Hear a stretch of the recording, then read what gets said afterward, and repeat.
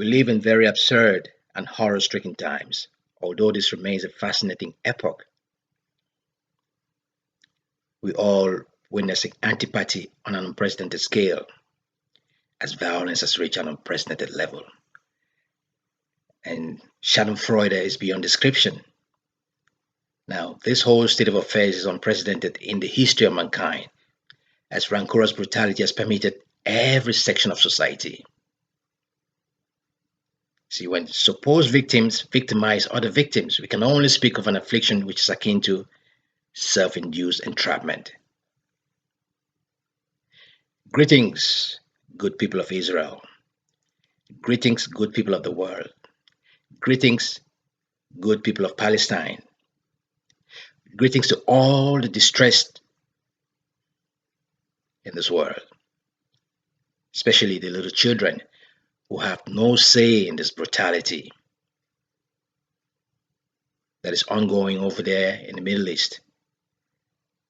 Not to forget the brutality that has plagued Africa ever since the Europeans stepped his foot in the continent of Africa. The world is in turmoil.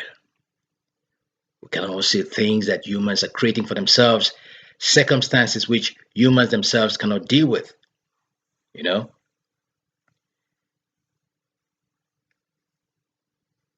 Our world is dealing with a fascinating series of problems, you see, that have become locked in over time, things that they cannot solve for themselves. Now you're creating a problem that you cannot solve, you know? People cannot deal with the questions that are being raised by their own very troubled consciences. Their consciences get jolted by the problems that they create for themselves. And they themselves cannot manage these problems. They cannot govern these problems. So the world is spiraling out of control. There's rancorous brutality everywhere. Unspeakable hostility, you know?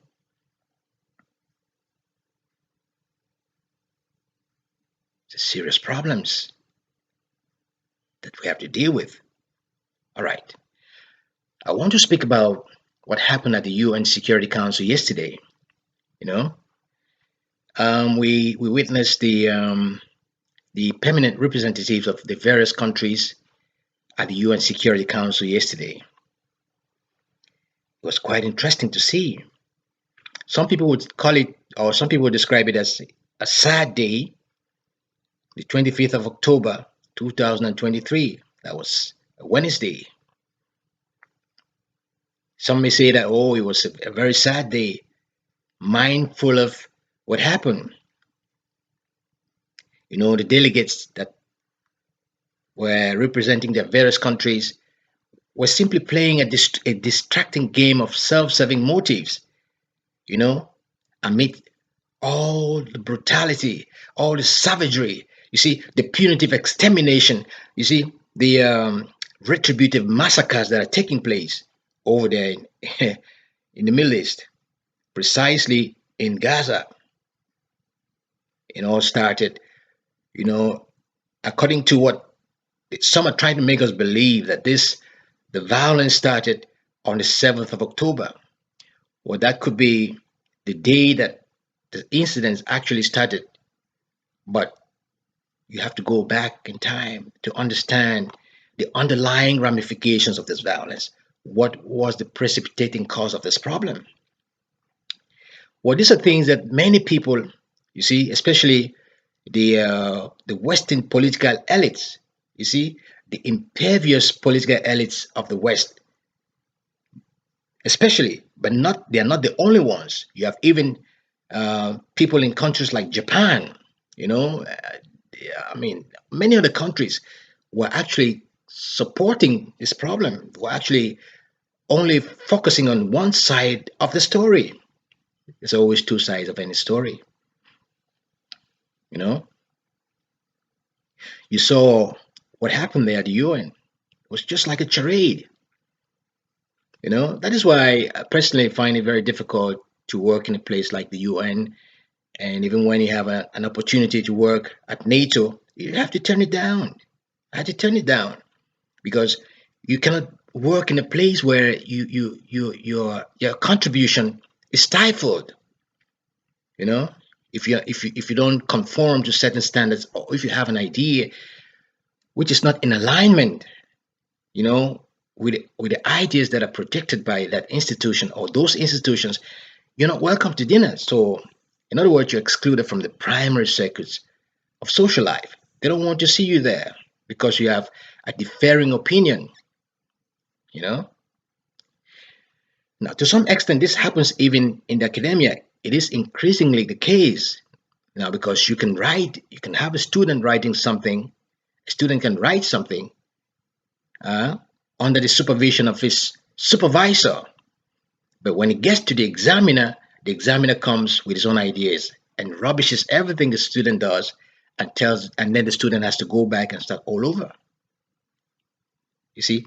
So these are the kinds of problems that are plaguing our world. This world of materialistic perversity and self-interested dead weight. You know? But some would say, as I said, uh, describing the day of yesterday at the UN Security Council, some would say that it was a sad day, it was a depressing day, but I think it was a very fascinating day. You dig? It was very fascinating to see how humans are actually incapacitated by their very own delusion, by their very own ego, you know, how humans are incapacitated by their very own insularity. You're trying to solve a problem, a grievous problem. And that is just one of those problems. Some would wonder, especially the Africans, they say, but why is it that they're putting so much emphasis in the conflict in Gaza between Israel and the Palestinians when we have conflicts in Africa which have been totally neglected? You know, those conflicts in Africa, for instance, have not received the kind of attention that this conflict in Gaza and even the conflict in Ukraine. But I think that the conflict in Gaza now between Israel and Palestine is getting even more attention. You know, it's getting even more attention. I think it's because of the scale of the devastation that is looming as regards this conflict whenever it erupts, whenever it escalates, and there is a potential of this conflict escalating, into a full-blown regional configuration. Why not even worse than that? You know. Now the Russians at the UN Security Council came up with their resolution. The United States came up with their own resolution, and they presented this resolution there, to the council and in front of the world, and it was voted. Both of them were voted. The American resolution was voted. I think you had 10 votes out of 15, 10 votes in favor, and then you had the rest. You had some abstentions there. I think three. There were two abstentions, and then there were, I think, three votes. If I'm not mistaken, there were. Let me see if I can remember. The American votes, you had 10 in favor, and then you had three against it, and then you had two abstentions. And then the Russian proposal, they came up with draft proposals there, or resolutions, if you may. So the Russian resolution or draft proposal was voted by four. It had four votes in favor, and then he had about, I think, when was that? He had about two votes against, and then he had 9 abstentions. You see? And then there was a gridlock because of this. So nothing could be decided. Nothing came out of this. So this meeting was impotent. It was an impotent meeting of a self-serving guild of opportunistic political elites, that congregated at the UN Security Council to solve a problem or to address a problem that they themselves are not willing to solve. You had these accusations there, especially from one side, the side that was playing some type of God with Radamontate. You see, the side that was trying to be arrogant. You see, playing the game of arrogant unilateralism. The side that wanted to impose on others. but it was a clear indication that the world has changed. The world has changed. The political landscape of the world has changed. The world is no longer unilateral. The world is increasingly becoming polarized. It's polarized, and it might be for a good reason, it might be for a bad reason, but to some extent, you could argue that it is good when the world is polarized because this accommodates all the differing opinions that are in the world. You know, there's so many different ways to solve a problem, but you would have to look for the most reliable way to address a problem. It's not by imposition, it's by consultation and compromise. You see? This is why I speak of deliberative interdependence as the only way to deal with this conspiratorial notion of integration, which only generates immoral dependencies. Now, you look at the countries that were in favor or that sympathized with the American resolution or the American draft proposal. You could see the countries, yeah, or the Britain, which is okay, it's normal, it's expected. Britain, as always, all the European countries, you had Switzerland, they're all in support of, you had France in support of the UN or the US resolution. And then, of course, you had the great powers, the recalcitrant great powers, Russia in the pole position.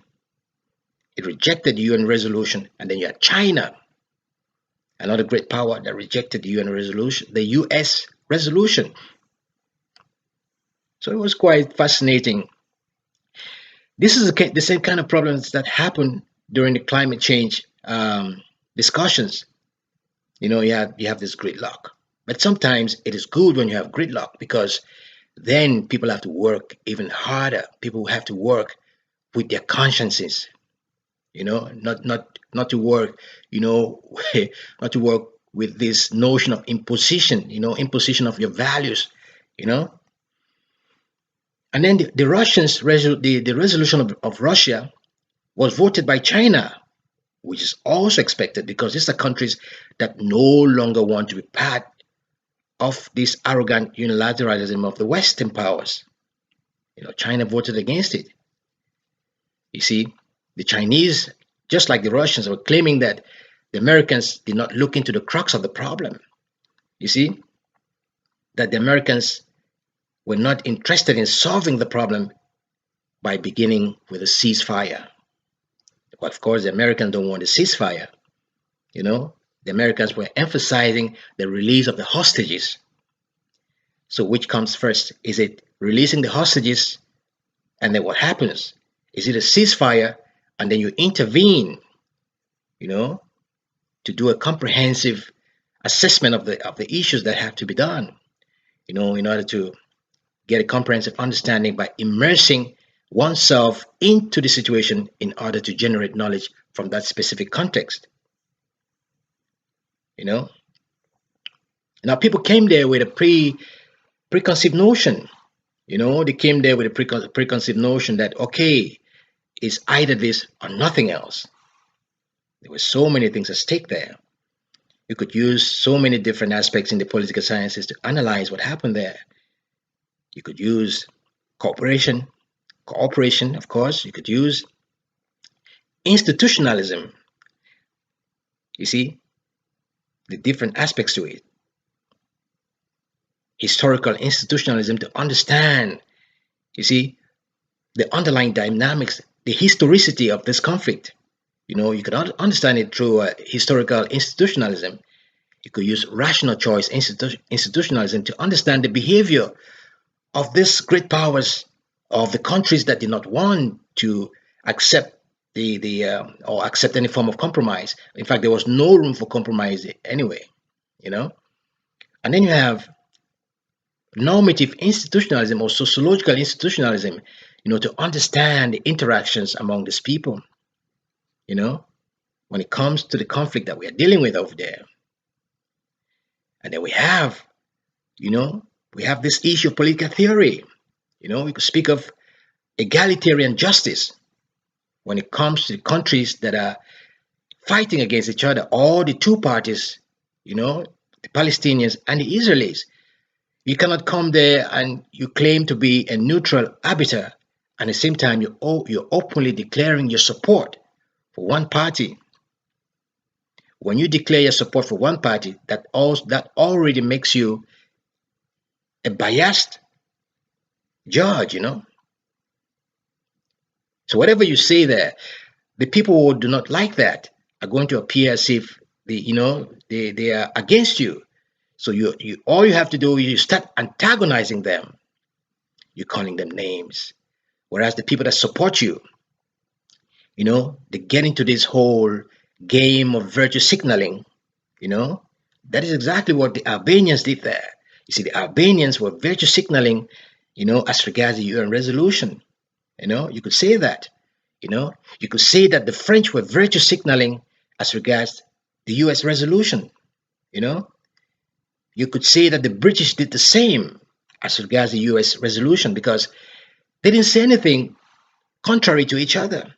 Sometimes you can have some ideas, that could divert from, what the main idea is. You see, because this is what happens when you have an oppressor and you have the oppressed in this conspiratorial form of integration that I always speak so enthusiastically about. You see, the oppressed often reproduces the discourse of the dominant oppressor, you know, to show that he or she or that the oppressed is in accordance, with the oppressor. You know, that is what happens in a conspiratorial form of integration, which, as I've always said, only generates an immoral dependency. I mean, so many countries don't want to be part and parcel of this anymore. So they are more removing themselves from this whole thing, you know. So you could see an arena of ruinous politics inside the UN Security Council when children are dying. You see, when children are suffering, humans are suffering under the weight of this punitive extermination in the Gaza, of this retributive massacre of the Palestinian people, under the guise that the Hamas, who are to be distinguished from the Palestinian people, when they're saying that they're fighting against Hamas, at the same time, they're punishing the entire people of Palestine, the entire Palestinian nation. And the other countries are only saying that. The countries that were in support of the UN resolution were saying, or they were essentially focusing their argument on self-defense for Israel. And they were accusing the Russians that the Russian resolution did not mention anything about self-defense for Israel. That was a very fascinating issue. You see, first of all, we are not dealing with two countries. We are dealing with a state and we are dealing with a quasi-state. So it's not the same thing, because the Palestinians have not been recognized as a country. You see, these are people who are the victims of oppression. And to understand this to be the case, you have to look into historical institutionalism, how this came about, how the patterns of oppression on the Palestinians have become locked in over time. Well, the Israelis are accusing the Palestinians of violence, but did this violence actually start on the 7th of October? That's the question that we have to ask. So when you speak of Israeli self-defense, you forget to mention that the Palestinians also have a case which they can make on the grounds of self-determination. So we have two things there. You speak of the Israeli self-defense, but there is the Palestinian self-determination, which is fighting against an institutional constraint on domination. Then you have the Palestinian self-development, which is fighting against an institutional constraint on oppression. In this case, oppression by the Israelis. Again, like I said, or like I've always said, the Israeli and the Israelite have to be distinguished from each other. They have to be disambiguated from each other because it's not the same thing. Most people tend to mix these two things. The Israeli is a sociological construct,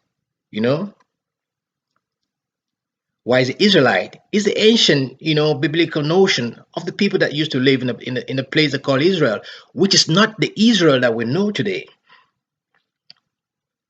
You see? So is the Israeli, you see, is the Zionist. You see, the Israeli is the Zionist, which is a political movement. You can also say that this political movement is essentially, you can argue that this political movement, which is Zionist, which is the movement that controls this notion of Israeli or Israel, you know, this movement, is essentially proving to be fascistic, or you could say that it has fascistic pathology, you know. So those are the problems that we're having now. When people make these kinds of arguments, some people who are not really happy about this, they get very disgruntled and they say, what the hell are you talking about? But those are the things, you know, those are the things. Now you could see the arrogant unilateralism in there. When Americans did not get what they wanted, oh, they started calling names. They started accusing the Russians of bad faith. But the Russians came to make their own case. The Russians were accusing the Americans, saying that the Americans did not come with the intention of actually finding a lasting solution to the problem. In a way, the Russians have a point. The Russians have a point, because why do you want to solve this kind of conflict and you're depending on political expediency? That is the question. This is an issue which has been ongoing for 75 staggering years. You see that? 75 staggering years, and all of a sudden, all you can do is think of an expedient solution. Releasing the hostage, and then what happens? And then the fighting is going to continue. Releasing the hostage, to permit the Israeli or any other forces that want to attack Hamas to go in there and, continue exterminating the people of Palestine. The Russians and the Chinese are saying that they want a ceasefire. So from that ceasefire, every other thing can come after that. This would give room for more discussions, more, dialogue among the people. You see, more consultation and all those things. So that there was a sorrowful absurdity that all these people, see, these top ranking politicians or political elites, cannot come up with something viable enough, you see, to convince the others. Well, it's not about winning. It's as though they came there to win. You see, they came there to impose, to win by imposition of their values. So it was a battle between self-defense and self-determination. But the surprising thing that I personally noticed there was that there was no mention of self-determination. Now, you have to look at the map of Israel, what you say Israel today. But before you do that, go and look at the map of Palestine. So you have to study this issue from a standpoint of progression. That is a very reliable way for you to understand what is at stake in this issue. I don't want to go into the historical ramifications. I would take the whole day doing that, but I just want to highlight something very important to see why the Palestinians are fighting for something that no one seems to acknowledge. Well, one of the Israeli delegates there, he referred to the Palestinians or the Hamas. He referred to them as savages. Well, what happened there happened. Well, that was a very brutal action by the Hamas, going to Israel and killing 1,500 people. Of course, that's something that I personally disagree with. Taking the life of any human being, it's very hard. It's very sinful. It's a burden. It's a very big burden. You don't want to shoulder the burden of taking somebody's life, whether it's in a legal way or if it's in an extra legal way. You don't want to shoulder that burden, knowing that somebody died because of you or because of your actions.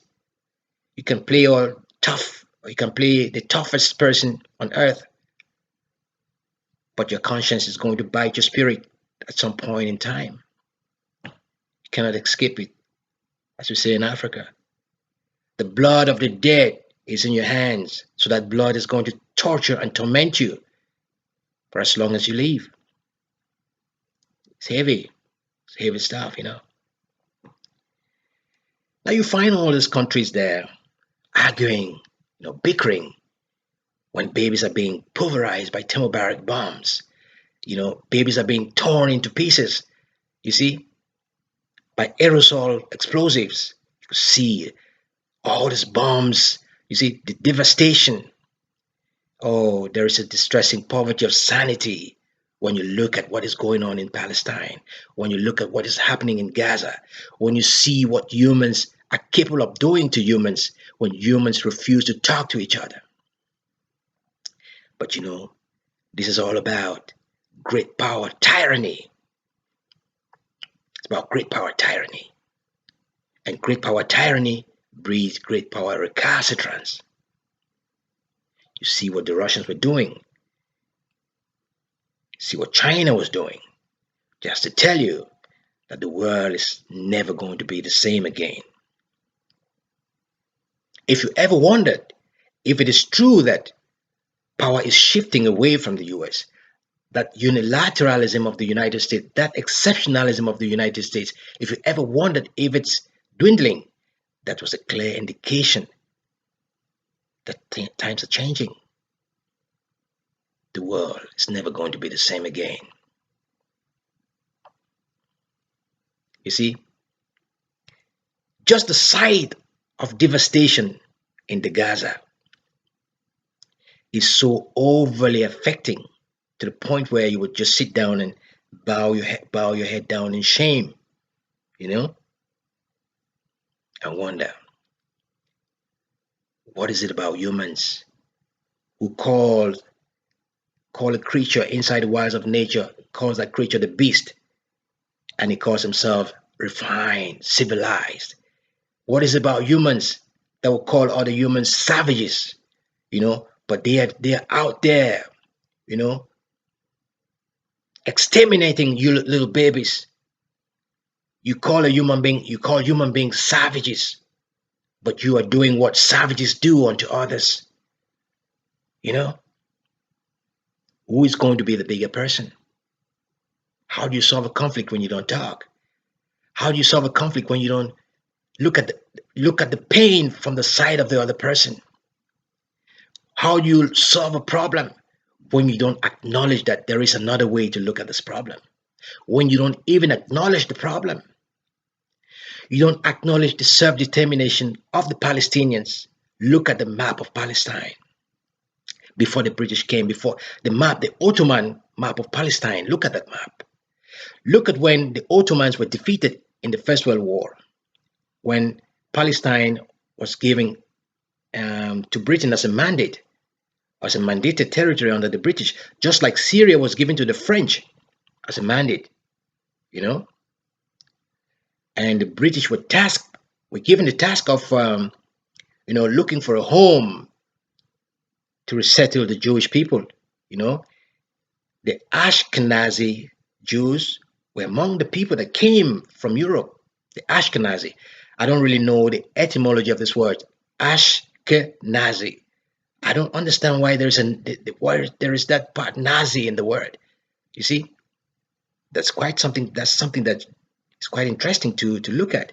The Ashkenazi Jews, they came from Europe to Israel, just like many of the Jews. So Britain was given the task of looking for a home to resettle these people that were persecuted. There were pogroms, there was mass starvation, there was mass deprivation and wholesale destitution of these people in Europe. So they had to come and live somewhere. They had to create a home for them. That is when Zionism was born. People speak of Israel as if it's a close-knit fraternity. There is no close-knit fraternity in Israel. Israel is a very seriously divided country. Professor Meshaimer, he spoke of Ukraine. He called it a badly divided country. We could say the same to some extent about Israel. The Jewish people of Israel don't seem to agree with the Zionists of Israel. You see? The Zionists are the people who are actually promoting this idea of Israeli exceptionalism, which is a very distressing aspect or distressing concept. You see, the Israeli exceptionalism. They speak about these things. They speak about this with so much joy. You see, political movement preaching such, you know, very odd ideas. You know, it's all founded upon a fascistic pathology. They would not want to agree with this, but that's exactly the case. You have to look at what others think about what you're doing or the way you are, the way you conduct yourself. You have to live in accordance with the perceptions of other people. Except you want to live in the world on your own, except you want a country where you're going to be the only one living in the country. But even if it is only the Zionists living in Israel, there's still going to be problems. That's human. It's human nature, you know. So those are the things. Now, if I could get back to this charade that occurred at the UN Security Council yesterday, the 25th of October 2023, I would say there is a distressing poverty of sanity when humans can dress in suit and tie and they go in a place and speak with such an untold amount of insanity, you know, when people are dying, the bombs are being dropped, the missiles are flowing, the missiles are being, they're being fired from Palestine and maybe from Israel too. I don't know. Huh? So these are the things that are happening. The world is in turmoil, but these political elites can afford the luxury of sitting there, and gaslighting each other, calling others names, calling those who do not agree with them names. Now, what I was particularly, what really caught my attention was not what the Ecuadorian said, the Ecuadorian delegate said, or the permanent representative of Ecuador, while he agreed with the American draft resolution or draft proposal, you see,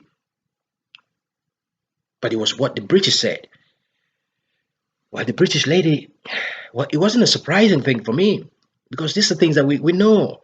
Because in Africa, we have a similar problem. When the First World War ended and the Germans got defeated, there's an African country called Cameroon. This country was a German colony, was given to the Germans when Otto von Bismarck summoned all these imperialist devils to Berlin to dismember Africa like a piece of cake. Now, when I speak of devils, it's not in the biblical sense. I'm speaking essentially in the political sense. The devil is a powerful force of evil. That is the way I use it. So if you ever wonder what it means whenever I use it, a powerful force of evil, that's the devil. You see? So Cameroon was seized from Germany and the country was dismembered. It was a German colony and it was spelled with a K, you know? So that country was taken from Germany alongside another country called Togo, and I think Namibia. But Cameroon and Togo were seized from Germany, and Cameroon was dismembered between the British and the French. Now, the British took the smaller part of Cameroon, which they call it the Southern Cameroons. And then the French took the larger portion of Cameroon. They call it La République du Cameroun,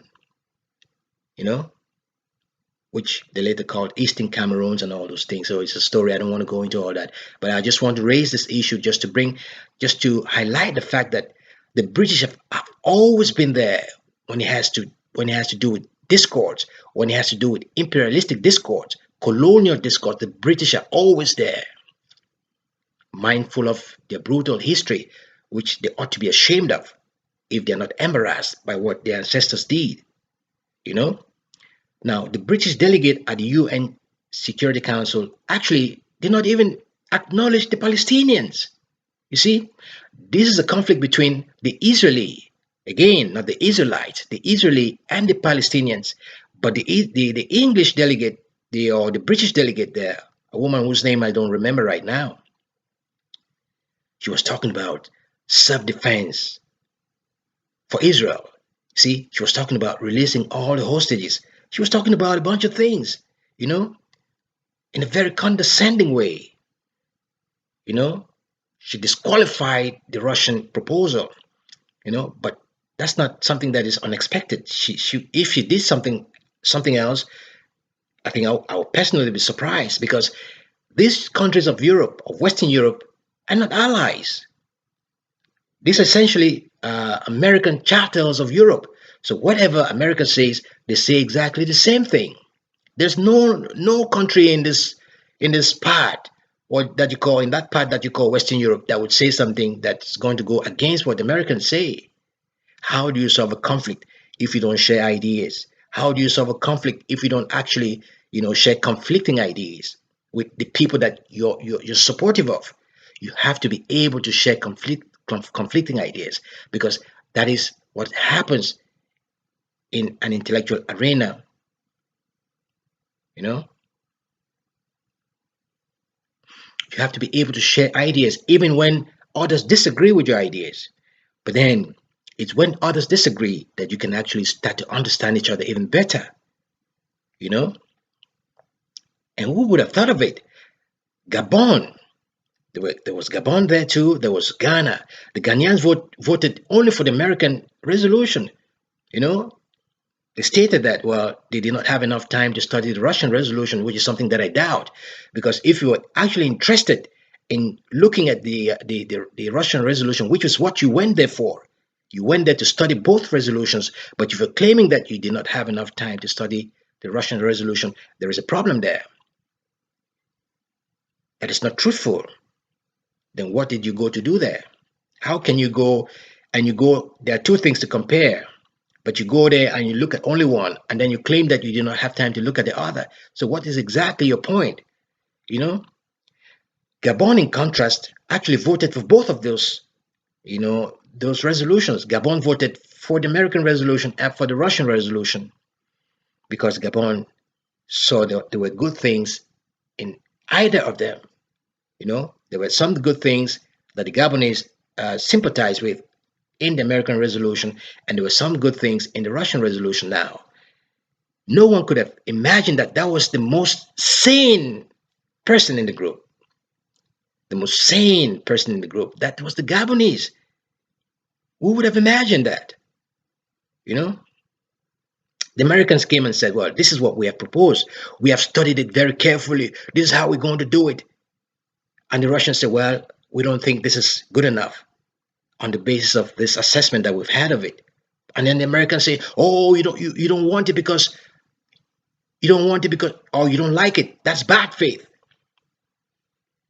Because we thought about everything possible given the circumstances. We thought about everything possible. That was the American position. They were not willing to budge from that. And the Russians told them, no, there is no ceasefire. You see, meaning that you are not looking at this situation from the lens of the Palestinians. You're only looking at the situation from the lens or through the lens of the Israelis. You know, so you're speaking about self-defense for Israel, and you're not speaking about self-determination for the Palestinians. Self-determination. Let me explain that again. Let me explain it one more time. It's a fight against the institutional constraint on oppression. You know, just like self-development is a fight against the institutional constraint on self-development. In other words, you could say that domination. You see, domination is an institutional constraint on self-determination, whilst oppression is an institutional constraint on self-development. Now, the Palestinians have a right to self-determination. Nobody in the room talked about that. And that was quite fascinating. Again, it's not surprising. It was fascinating to observe that nobody in the room, among all these supposedly educated political elites, most of whom, I'm afraid, were impervious, especially those ones that were supporting the American resolution. They're quite impervious. You see, they appeared, in my opinion, as an impervious gang of political ideologues, not willing to look at things from the other side of the realm. You know, so the Gabonese uh, representatives actually suggested that both sides, or that it was better to look at the overall aspects that are given inside each of those resolutions and look at what is good and what is bad. So that is when cooperation comes in. Cooperation comes in there.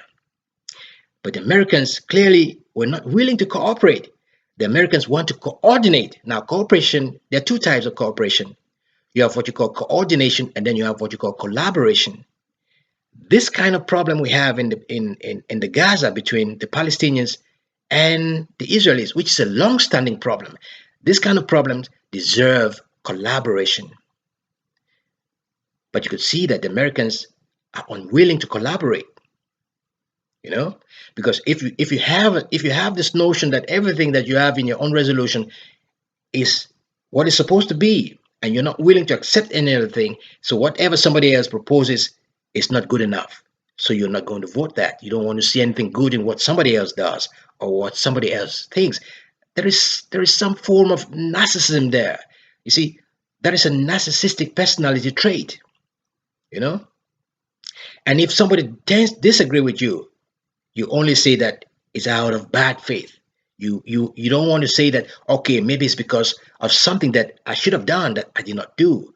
Maybe I did not think about this. Maybe I don't think that this other person is thinking in a way that I don't think about things. So why not try to revisit what I've thought about in the first place? And maybe I would tend to realize that my original thinking was incorrect. So I have to do things in a different way. Now, because if you don't do that, then cooperation is not going to be perceived in terms of a mutuality of benefits. And when cooperation is not perceived in terms of a mutuality of benefits, what happens is that states tend to defect from agreements or treaties, or in this case, states do not want to collaborate.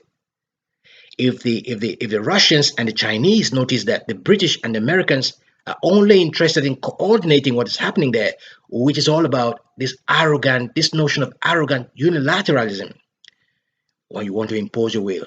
It's about imposition of values. You don't think that the Palestinians have values which are equally as important as what the Israelis have. The Israelis speak of self-defense, but the Palestinians ought to be speaking. They ought to be making a very serious case about self-determination for all to know. Because like I've said, if you look at the map, going back, it's a lot of things to say. If you look at the map of Palestine before the Jews came in there, the Jews that were brought in, the Ashkenazi Jews that were brought, among other Jews that were brought from Europe to settle there, you could see this from a standpoint of progression that the Israelis have tended to take up more and more and more space from the Palestinians. You see, pushing the Palestinians toward the fringes of that society. So that's oppression. See, domination and oppression. What is oppression? The 5 phases of oppression, as stated by Iris Marion. You have exploitation, marginalization, you have cultural imperialism, you have powerlessness, and then you have violence. These are things that the Palestinians are complaining of, that you are doing to them. They don't have any more land. All the areas that used to be essentially theirs have been taken away, and they've been forced to live in very tight localities like Gaza. They say that is among the most densely populated areas in the world, with over 2 million people living in a very small landmass. You see? So this problem is not just comprehensive, it's a very complex problem, but at the same time, it's a problem that is very easy to solve. Yeah. You don't understand why I'm saying this. It's a problem that is complex, but it's a problem that is very easy to solve. It's a problem that's very easy to solve. The will to let go. You see, whoever has a narcissistic trait has to let go. The ego has to let go of itself.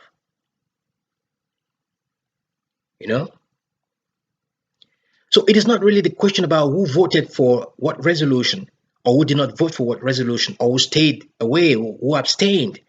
You see, it's about the people who refuse to stand up for humanity. That is what matters there, because people are dying. As they were there debating about, their egos and whatever is good for them and whatever is bad for the others, or not good enough for others. The war is raging on, and the fire that is being, that is spreading in that area, you know, is potentially going to engulf even a wider area in that area, or in that part of the world. You know. Now, remember when you had this, when the Russians invaded Ukraine, under the grounds that they were going to protect the Russian-speaking people of Ukraine, of Eastern Ukraine. Now we had another UN resolution at the Security Council. That resolution was intended to punish the Russians, or reprimanding the Russians for that invasion. You know, remember also about this, the warrant of arrest that was issued against Vladimir Putin. You know, under the grounds that he had removed children from Ukraine, from Eastern Ukraine, which was a war zone, to Russia. He took them to Russia to safety. And on the grounds of that, a warrant of arrest was issued by the ICC, the International Criminal Court, issued this warrant of arrest for Vladimir Putin. Now we look at what is happening in Gaza. See the number of children that have been slain, children that have been slaughtered, in a very calculated form of extermination. We don't even want to talk about the adults, the women, and the men, innocent people. You say that you're fighting against Hamas, but on the other hand, you're actually throwing bombs on innocent people and blaming Hamas of taking the people captive. You know, and you speak of these children. When you speak of these children, you speak of them in terms of casualties. You speak of them in terms of collateral damage. You know, it's quite distressing when you think about this thing, if not even immoral altogether an insufferable burden, you see, of injustice. You know what happened to the Palestinians. You know what the Palestinians are fighting for. You see, because you've been trying to solve this problem over the years, you know, but it's like you've not really had this intention of actually solving it in a way that is going to, let equity to govern that space. There's no equity. There is no justice. There's no justice as fairness. You see, there's no egalitarian justice. There's no probity. How can you find peace? How can you find peace? Now you're blaming the Palestinians. You're blaming Gaza. You're calling them savages. You're blaming them, for attacking Israel, which is very wrong.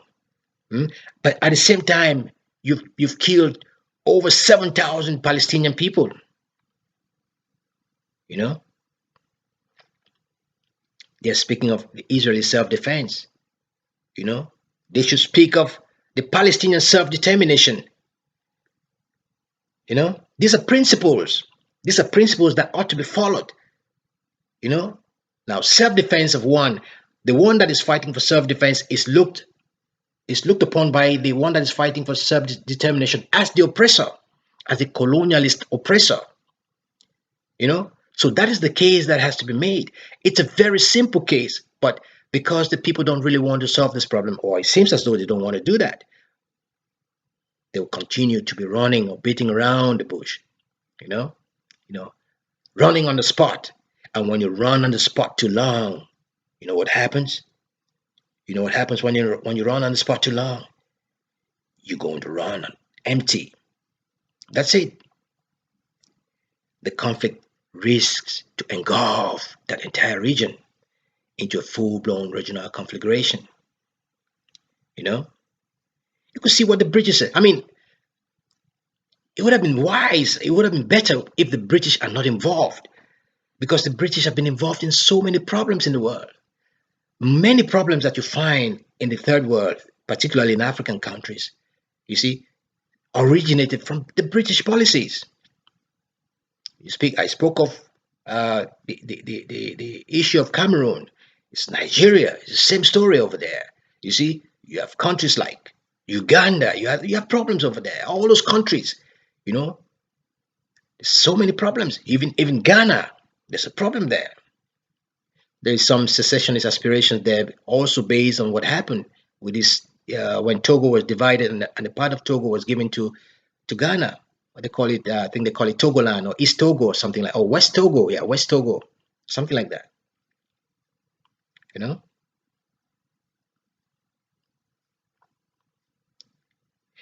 you have to look at this problem through the lens of historical institutionalism to be able to understand the plight of the Palestinian people.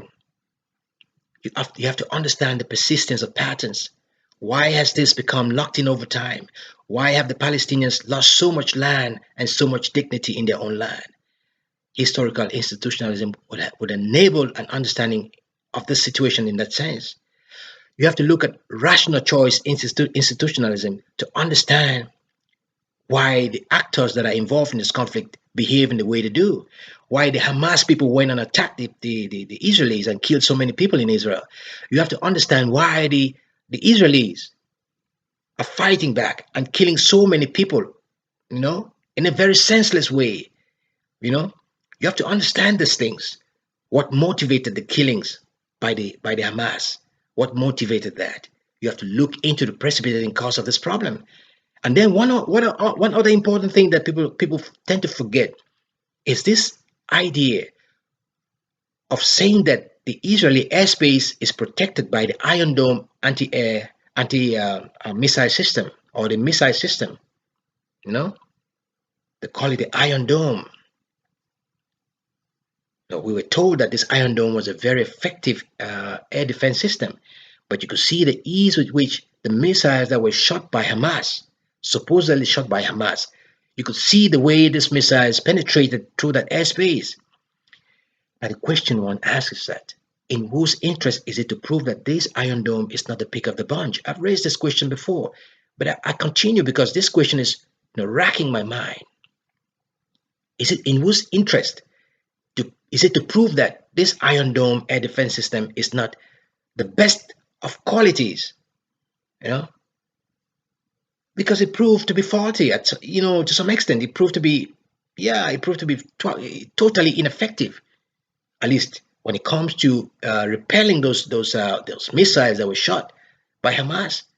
What if the Iron Dome had destroyed those missiles? What would happen? Probably there would be no war. So you see, is it a calculated,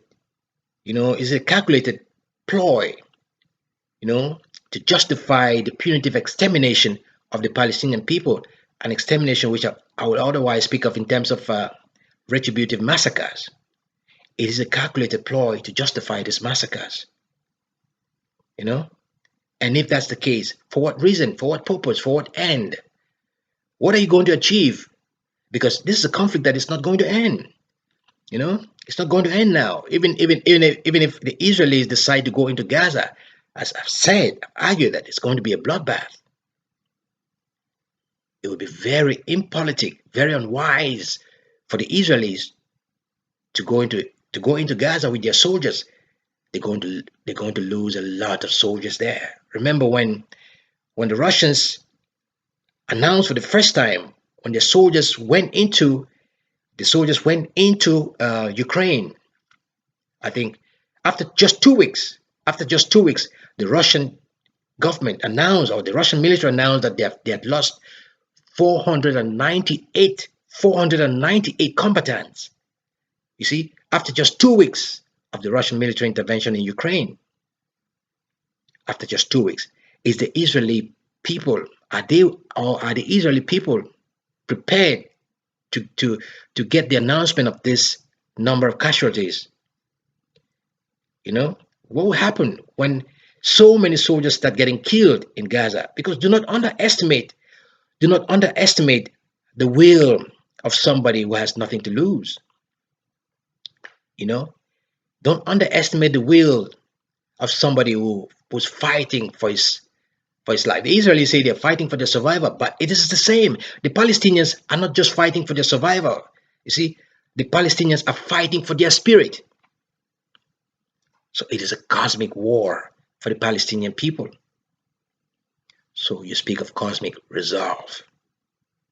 When the great powers have restfully sheltered themselves under the canopy of nuclear power. The only thing that is going to make the difference, if ever it happens that these powers get to go to war, is going to be what I call cosmic resolve.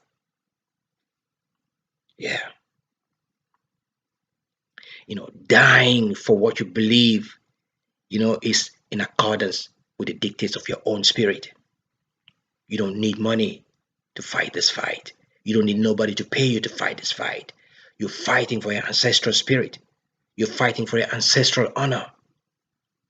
It's not materialistic.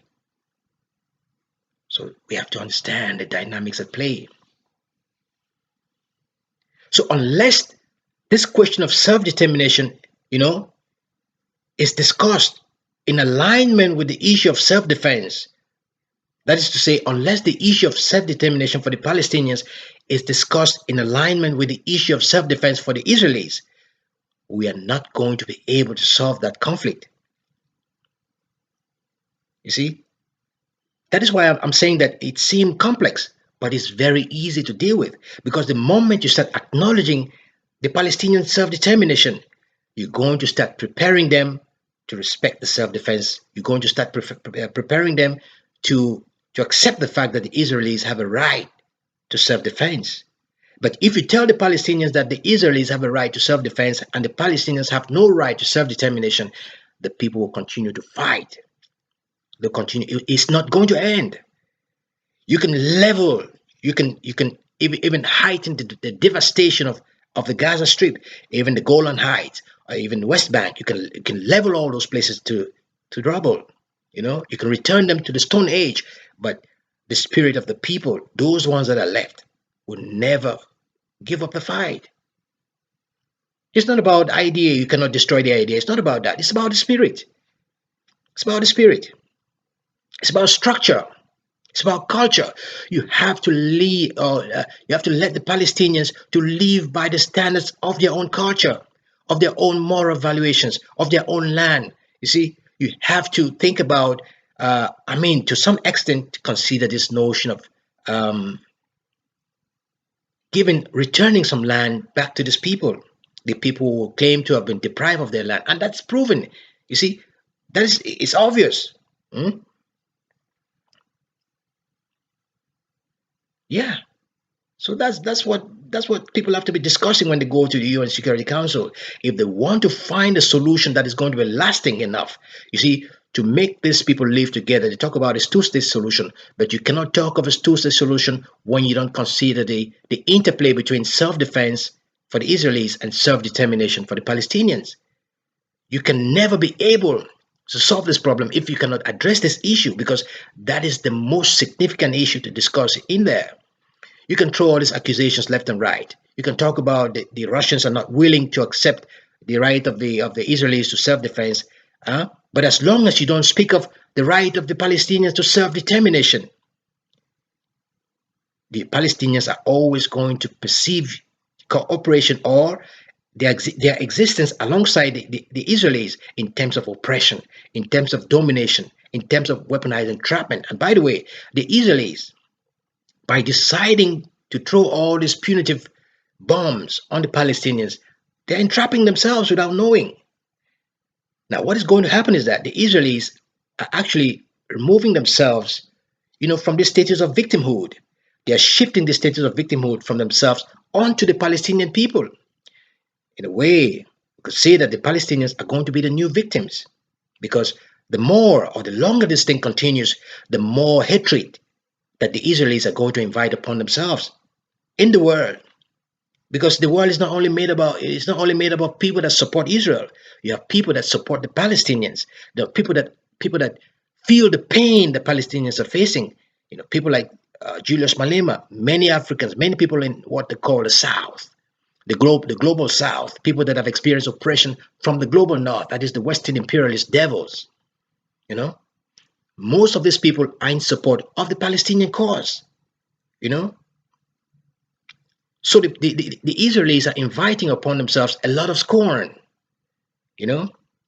because when you use great power tyranny to impose a certain moral valuation upon people, you're going to have recalcitrance in the fullness of time. And when you plant seeds of tyranny, you're going to reap thorns and weeds of recalcitrance. So there's going to be a revolt, there's going to be recalcitrance, there's going to be recuperation, and it's going to be barbarism. People are going to tell you they're not going to stand anymore for this. You see, they want to redress the balance, so they're going to fight to redress the balance. See what the Russians are doing. The Russians don't want to be a part of this anymore. They don't want to be a part of a system that doesn't allow them to play a pivotal role when it comes to the way the world is governed. You know, the same for the Chinese. So these are the problems that are happening in front of the eyes of every human with a sane mind. You dig? So those are the things that people have to consider. You know, you have to look at historical institutionalism. You see, the persistence of patterns, that's the logic there. How did this problem come about? What can we do to address the fact that this problem has become locked in over time? The land issue, you know, the land issue. You see, the issue of oppression, how do you look at that? The issue of domination, you see, the issue of alienation, the issue of marginalization, the issue of powerlessness, the issue of violence, the issue of, cultural imperialism, the issue of exploitation, the issue of scorn. How do you deal with this problem in a way that is going to be comprehensive enough to convince the people of Palestine that you're working in their interest? I read something on, I think, one American newspaper. There was a lady there, I think it's called Anna Schechter, written by Anna Schechter, if I remember the name well or correctly. She was saying that in Israel, one of the things she said was that in Israel, they're already talking about what they expect to see in Palestine, the kind of regime they want to see in Palestine. And they were talking about the reconstruction being, funded by the Arab states. Can you imagine that? Imagine that. That in Israel, according to Anna Schechter, that the Israelis or the Zionists, in Israel, some of them are saying that, they expect the Arab states to shoulder the burden of the devastation in Palestine. Well, the reconstruction, that's what she wrote about. She spoke of the reconstruction, but we are speaking of the devastation. So she's saying that the Arab states should shoulder the burden, that is to take the cost of the reconstruction of that area of Gaza. You see, can you imagine? Really? So you think the Arabs, you can diminish the Arabs to this level? The Arabs watch what is going on. So in Israel, you're throwing bombs, all these incendiary bombs, all these, aerosol bombs. You see, these thermobaric bombs are destroying entire neighborhoods, killing entire families. And you're saying that the Arab states have to shoulder the burden. That is the arrogance. You see, that unilateral arrogance, that exceptionalist tendency or proclivity of the Israelis that so many people find very unappealing. And on the grounds of that, they don't want to do anything. They don't want to be in any kind of cooperation without any guarantees, any safeguards that if the Hamas militants release the hostages, that there will be no safeguards that they are not going to be killed, and that more Palestinians are not going to be killed, not just the people of Hamas. So that's the thing. Now we all remember what happened, at the UN before. So it's a deja vu. It's a deja vu. When Americans were making the case to go and invade Iraq, remember Colin Powell with the Speech Act went up to the UN Security Council, and he was showing this little how to call that thing again, this little container with something inside, and he was saying that it was some chemical weapon that a sample of the chemical weapons that the Iraqis have. But eventually, it was proven that there were no weapons of mass destruction. This Carl Bildt and others that went there and they did this massive investigations, and they could not find a single trace of a chemical weapon in Iraq.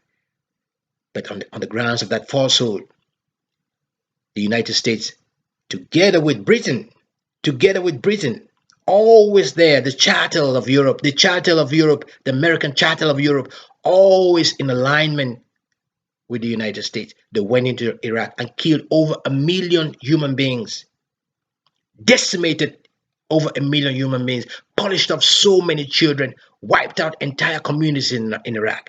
And ever since then, the Iraqis are still struggling to find their feet. These problems have happened before. We have to avoid these kinds of problems. So we have to look at problems not in terms of expediency, which is what the Americans are tending to tell the world at UN Security Council. You see,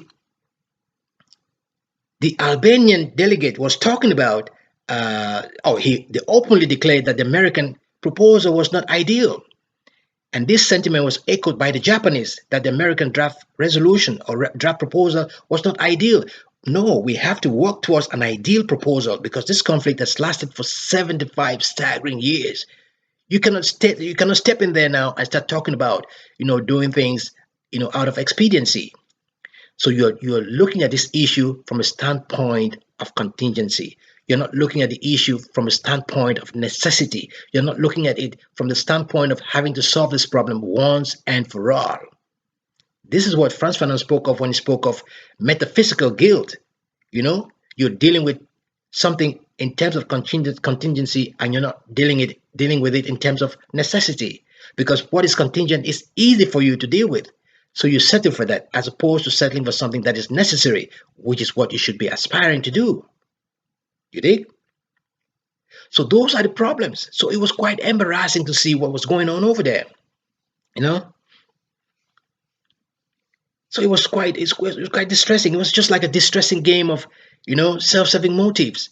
People going there to just, show off, trying to impose your will. And when somebody does not agree with you, you see, they're not welcome to dinner. You start calling them names. You start telling them that they have bad faith, or they're acting out of bad faith, that what you've presented is the best of proposals. The only reason why they don't want to accept that is out of bad faith.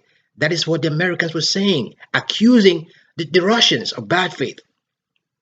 And then the Israeli delegate, openly asked the Russian. He questioned the Russian permanent representative at the United Nations Security Council. He said to him, he said, what if Russia was attacked by terrorists? What would you do? What would Russia do? And the Russian delegate said, well, Russia has been attacked before. Russia has been attacked before. You see? But then he explained it, that Russia has been attacked before by terrorists. He was speaking of Chechnya, the story about Chechnya, but he said that the Chechnyans had to dialogue. When they came to the UN, what they were told by the UN was that they had to dialogue with the Chechnyans. Something they did. They dialogue with the Chechnyans, but then they had to fight militarily against the militants. You see, against the militants whom they call the terrorists, and they killed the terrorists. But then they made peace. They built peace with the Chechnyans, and today Chechnya is an integral part of the Russian Federation. That is what he explained. Now the Europeans, did the same thing, in that country, the African country called Cameroon. The people of Southern Cameroons are fighting against the government. They want to secede. You have the secessionists there. Not everybody supports the cause. In Cameroon, you have people who want to be part. There are many different groups there. People who want to be part of Cameroon. You have some people that want to secede and all that. So different opinions about the issue. Now, when the UN came in there, led by the Americans and the Europeans, they were forcing the Cameroonian government to dialogue with the secessionists and have this dialogue without preconditions. You see, the American representative for Africa at the time, Thibault Nagy, was always insisting on this, emphasizing the need for the Cameroonian government to dialogue with the secessionist advocates without any preconditions. When it comes to Israel, that same argument has to hold. The Israelis must dialogue with the Palestinians without preconditions. So if the Israelis have to insist on this issue of self-defense, the Palestinians must insist on the issue of self-determination. That is the only reliable way through which they can come to an agreement when it comes to the issue of deliberative interdependence. That is the only way these two groups of people can live together. And by the way, the Israelis, I have to emphasize this, the Israelis are not a close-knit fraternity. When we speak of Israel, it's not to speak as though the Zionists are the only ones that are in Israel. You have people in Israel who are totally in disagreement with the Zionists. You see? Now, people have to come to terms with these things and understand that the only reliable way to solve a problem of this magnitude is not by name calling. You see, It's not by bone-chilling cynicism, and Americans accuse the Russians of cynicism when they themselves are cynics. They were cynical in their own proposals, because if you don't consider the Palestinians, the only way you can be able to do that is if you're cynical about the Palestinians. You don't look at them as being equal, and you have to make sure that there's equity for both the Palestinians and the Israelis. Otherwise, there will be no deliberation and there will be no interdependence. And then these two people will not be able to live in your so-called two-state solution. You have to factor all of these aspects in this problem before you can be able to address the problem in a manner that's going to be long-lasting, or durable. You see? So those are the things that people have to think about. Now, when the American Secretary of State, Anthony Blinken, was asked by an Arabic-speaking journalist, he was asked, what would you do to ensure that the no more Palestinian child is killed? But you could see the way Blinken reacted to that question. It was bone-chilling cynicism on the face of Anthony Blinken. It was very cold, very disturbing, very distressing to watch. Immediately he was asked the question, he responded by saying that he pledges his support for the Israelis. A rational person, could have put the children at the forefront and say, look, we apologize for the children that are dying unnecessarily in this conflict. That makes no sense to the children. But he's saying that, America stands, in solidarity with the Israelis. But then he cautioned that America also wants the Israelis to, follow a certain to conduct this, project in a way that is going to be respectful of civilians, so as to avoid civilian casualties. So he was speaking of the conduct of war, but you could see clearly that the conduct of war is not even something that is thought about by the Israelis. All those bombs that are being thrown down there, the people flying those planes just drop those bombs, not even thinking of who they're going to kill down there. So you see how truthful is Anthony Blinken. How reliable can the Americans be taken? Those are the questions.